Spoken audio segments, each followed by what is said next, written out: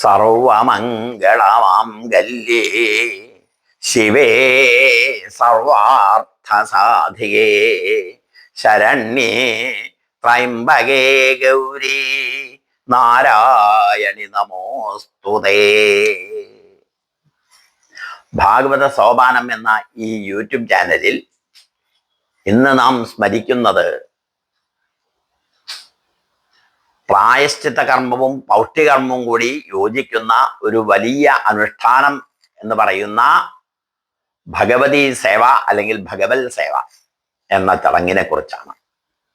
എല്ലാവർക്കും അറിയാവുന്നതാണ്, എല്ലാവരും ചെയ്യിക്കുന്നതാണ്. ക്ഷേത്രങ്ങളിലും ഗ്രഹങ്ങളിലും ചിലവർ ചെയ്യും ഭഗവതി സേവ അല്ലെങ്കിൽ ഭഗവത് സേവ. ഇതിന്റെ ലക്ഷ്യം എന്താണ്, ഇത് എങ്ങനെയാണ് ചെയ്യുക എന്നുള്ളതിനെ കുറിച്ചുള്ള ഒരു ലഘു വിവരണമാണ് ഞങ്ങൾ ഇവിടെ ഉദ്ദേശിക്കുന്നത്.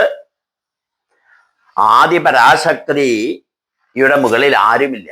ആദിപരാശക്തിയിൽ നിന്നാണ് ഈ പ്രപഞ്ചം മുഴുവൻ ഉണ്ടായത്. അമ്മയിൽ നിന്നാണ് ബാക്കി എല്ലാം ഉണ്ടാകുന്നത്. അതാണ് ലളിതാസഹസ്രനാമത്തിൽ ആദ്യത്തെ നാമം ശ്രീ മാത എന്ന് തുടങ്ങാൻ കാരണം. ഈ അമ്മയെ അതിന്റെ വിധികളോടുകൂടി സപരിവാരം പൂജകളിൽ കൂടെ ആരാധിക്കുന്നതാണ് ഭഗവതി സേവ.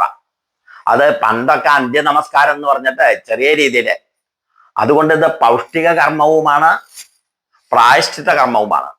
നമ്മൾ ചെയ്തു പോയ ചില തെറ്റുകൾക്കുള്ള ദോഷങ്ങൾ ഉണ്ടാകുമ്പോൾ ആ ദോഷങ്ങൾ തീരാൻ വേണ്ടി ചിലവർ ഭഗവത് സേവ ചെയ്യും. അതുപോലെ വീട്ടിൽ ഐശ്വര്യം ഉണ്ടാകാനും സമ്പത്തുണ്ടാകാനും വേണ്ടി ഭഗവത് സേവ ചെയ്യും. ദേവി ആരാധന ജീവിത വിജയത്തിന് അനിവാര്യമാണ്. ഈ ദേവിയുടെ ശക്തി നമ്മുടെ ഉള്ളിലേക്ക് വന്നാൽ മാത്രമേ വിഷ്ണുവിനും ബ്രഹ്മാവിനും ശിവന് പോലും നമ്മെ സഹായിക്കാൻ പറ്റൂ.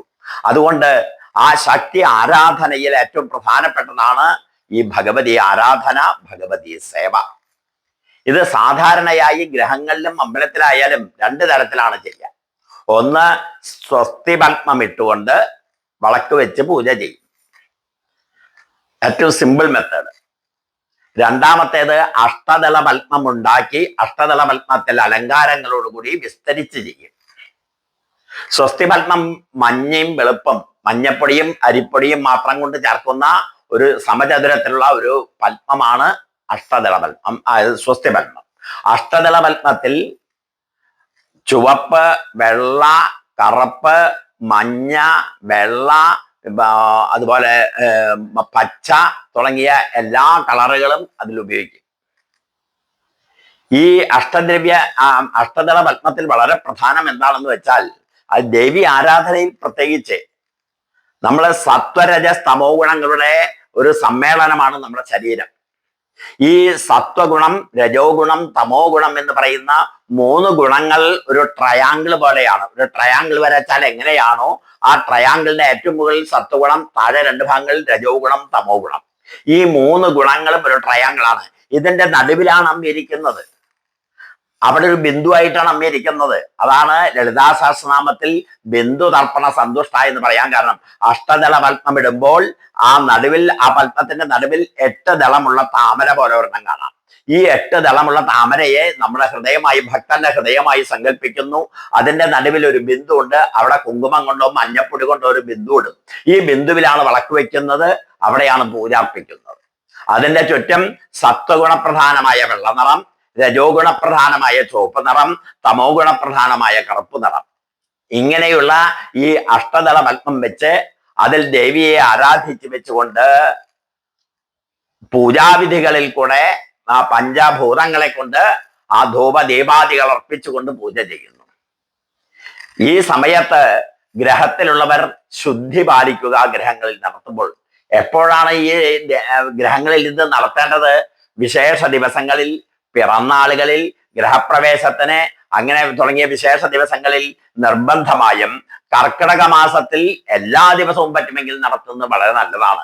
കാരണം ഈ ശക്തിയെ സംഭരിക്കാൻ, ഊർജത്തിനെ നമ്മുടെ ശരീരത്തിലേക്ക് ആവാഹിക്കാൻ കഴിയുന്ന ഒരേ ഒരു ചടങ്ങേ ഉള്ളൂ ഈ ഭഗവതി സേവ. ഈ ഭഗവതി സേവയെ പണ്ടൊക്കെ അന്ത്യ നമസ്കാരം, സന്ധ്യ സമയത്ത് ഒരു ചെറിയ പത്മത്തിലൊരു പായസം വെച്ചാൽ എഴുതിക്കും. അതൊരു അന്ത്യ നമസ്കാരം എന്നായിരുന്നു. സന്ധ്യാസമയത്താണ് ഭഗവതി സേവ നടത്താൻ. എന്താണ് ഈ സന്ധ്യാസമയത്ത് നടത്താൻ കാരണം? അതുകൊണ്ട് കാരണം എന്താണെന്ന് വെച്ചാൽ, സന്ധ്യാസമയത്താണ് എല്ലാ ദോഷങ്ങളുടെയും വർധനവ് വരുന്ന സമയം, വളർച്ച വരുന്ന സമയം, ദോഷങ്ങൾ കൂടുതൽ വരുന്ന സമയമാണ് സന്ധ്യാസമയം. അതാണല്ലോ സന്ധ്യാസമയത്താണല്ലോ കൊതുകുകൾ കൂടുക. അതുപോലെ തന്നെ ഈ ദോഷങ്ങളും എല്ലാം നെഗറ്റീവ് ചിന്തകൾ സന്ധ്യാസമയത്താ തുടങ്ങുക. ഈ സന്ധ്യാസമയത്ത് ഈ നെഗറ്റീവ്സിനെ നിയന്ത്രിച്ച് മനസ്സിനെയും ഇന്ദ്രിയങ്ങളെയും നിയന്ത്രിക്കണമെങ്കിൽ അമ്മയുടെ അനുഗ്രഹമില്ലാതെ, ജ്ഞാനത്തിന്റെ അറിവില്ലാതെ ആ ജ്ഞാന സമ്പാദനത്തിൽ കൂടെയില്ല. അതുകൊണ്ട് ഈ ശക്തി ആരാധന എന്നറിയപ്പെടുന്ന ഭഗവതി സേവ നാം നിർവഹിക്കുന്നത് ജ്ഞാന സമ്പാദനത്തിലാണ്.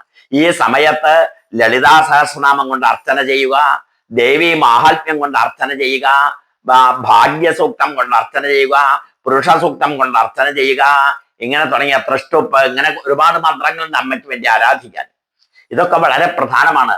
ഈ ദേവി ആരാധന എന്നറിയപ്പെടുന്ന ഭഗവതി സേവയിൽ ദേഹശുദ്ധിക്കും മനഃശുദ്ധിക്കും അതുപോലെ ക്രിയകളുടെ കർമ്മത്തിന്റെ ശുദ്ധിക്കും വളരെ പ്രാധാന്യമുണ്ട്.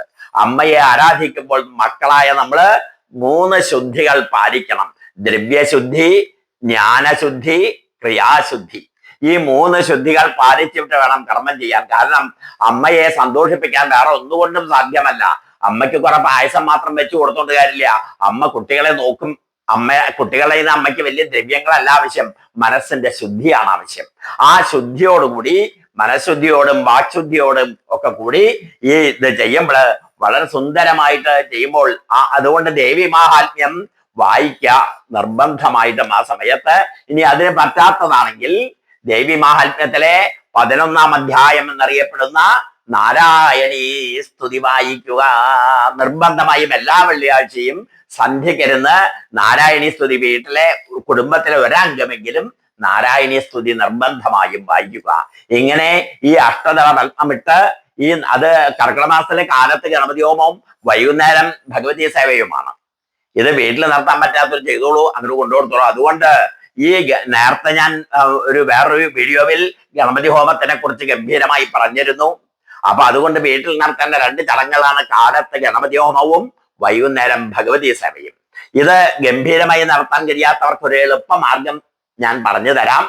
കാലത്ത് ആ ഗണപതിയുടെ മുമ്പിൽ ഒരു വിളക്ക് കത്തിച്ച് വെച്ച് ഒരു നാളികേരവും ഒരു ശർക്കരയും വെച്ചുകൊണ്ട് ഗണപതയെ സ്വാഹ എന്ന് പറഞ്ഞാൽ ഗണപതി ഹോമമായി. വൈകുന്നേരം വിളക്ക് കത്തിച്ച് വെച്ച് അമ്മയുടെ മുമ്പിൽ ഇരുന്നു കൊണ്ട് ലളിതാ സഹസ്രനാമോ അല്ലെങ്കിൽ ദേവി മഹാത്മ്യത്തിലെ നാരായണീയ സ്തുതിയോ ഭംഗിയായി ആവർത്തനത്തോടു കൂടിയിട്ട് അങ്ങ് ജപിക്കാൻ സാധിച്ചാൽ സകല പാപങ്ങളും നശിക്കുന്നു. അമ്മയെ ആരാധിച്ചാൽ സകല ദുഃഖങ്ങളും തീരുന്നു. അതുകൊണ്ട് ഈ ഭഗവതി സേവ അല്ലെങ്കിൽ ഭഗവത് സേവ എന്ന് പറയുന്ന ചടങ്ങ് അതിന്റെ പരിപൂർണതയോടുകൂടി നടത്താൻ എല്ലാ ഭക്തജനങ്ങളും മുന്നോട്ട് വരണമെന്ന് പ്രത്യേകം അഭ്യർത്ഥിക്കുന്നു.